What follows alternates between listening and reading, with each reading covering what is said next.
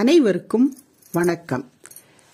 இன்றைய வீடியோல வந்துட்டு நம்பர் 1 பிறந்தவர்களுக்கு எந்த மாதிரியான வேலைகள், தொழில் எது உகந்ததாக இருக்கும் என்று பார்ப்போம்.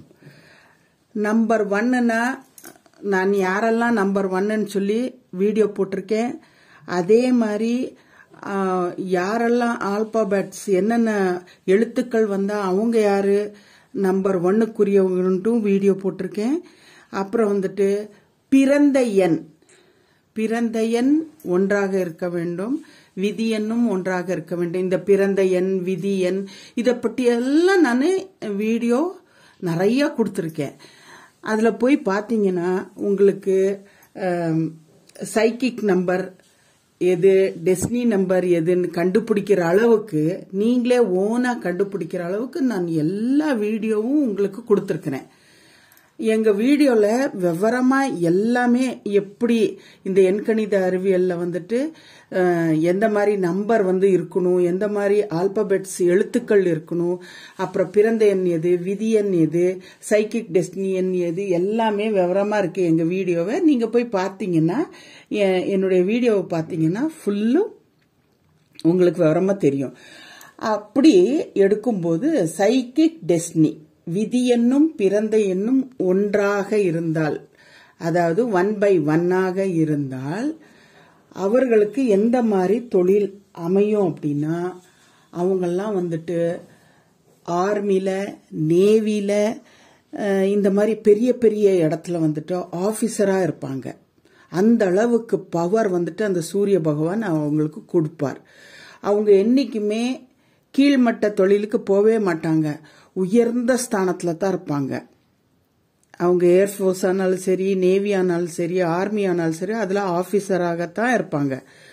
அப்புறம் பிசினஸ் செஞ்சாங்கன்னா ஒரு 1000-2000 பேருக்கு வேலை தர மாதிரி அவங்க பெரிய பெரிய கம்பெனிக்கு ஓனரா தான் இருப்பாங்க. அதே மாதிரி பொலிட்டிக்கல் அப்படின்னு சொல்லி போனாங்கன்னா அவங்க பெரிய சிஎம், பிஎம் அந்த மாதிரி லெவலுக்கு போவாங்க. தேசபக்தி அதிகமா இருக்கும், அந்த தொழில கண்ணும் கருத்துமா இருப்பாங்க.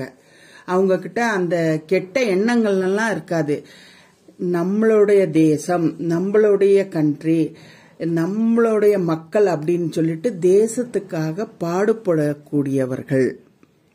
அதே மாதிரி அவங்க ஒரு என்ஜினியராக கூட போகலாம். சிவில் இன்ஜினியரா போனாங்கன்னா அவங்களுக்கு அந்த அளவுக்கு ஒரு நாலேஜ் இருக்கும். பயங்கரமா டிசைன் எல்லாம் பண்ணுவாங்க.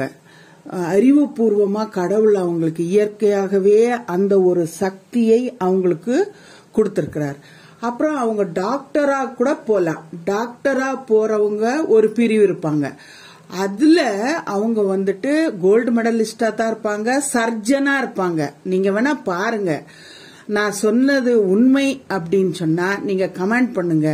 அப்புறம் நீங்க நிறைய பேர் வந்துட்டு சப்ஸ்கிரைப் பண்ணாமையே என்னுடைய வீடியோவை பாக்குறீங்க. ப்ளீஸ் சப்ஸ்கிரைப் பண்ணுங்க, உங்க சப்போர்ட் எனக்கு வேணும்.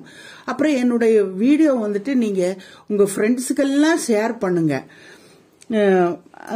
அப்புறம் வந்துட்டு இவங்க எந்த ஒரு தொழிலுக்கு போனாலும் அந்த தொழிலில் உயர்ந்த பதவியில் மட்டும்தான் இவங்களால இருக்க முடியும்.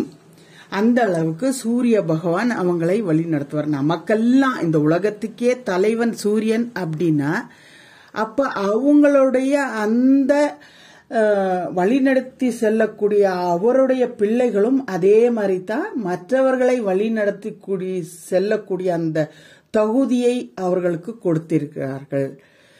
நன்றி, வணக்கம். என்னுடைய வீடியோ வந்துட்டு நீங்க எல்லாரும் சப்ஸ்கிரைப் பண்ணிட்டு அப்புறம் பாருங்க. அப்புறம் உங்க ஃப்ரெண்ட்ஸ்க்கெல்லாம் ஷேர் பண்ணுங்க, லைக் பண்ணுங்க. உங்களுடைய சப்போர்ட் எனக்கு என்னைக்குமே வேணும். கமெண்ட் பண்ணுங்க. ஆமா மேடம், நீங்க சொன்னது 100க்கு 100 உண்மை அப்படின்ட்டு இருந்தால் எனக்கு கமெண்ட் பண்ணி சொன்னா எனக்கு ரொம்ப சந்தோஷமா இருக்கும். நன்றி, வணக்கம்.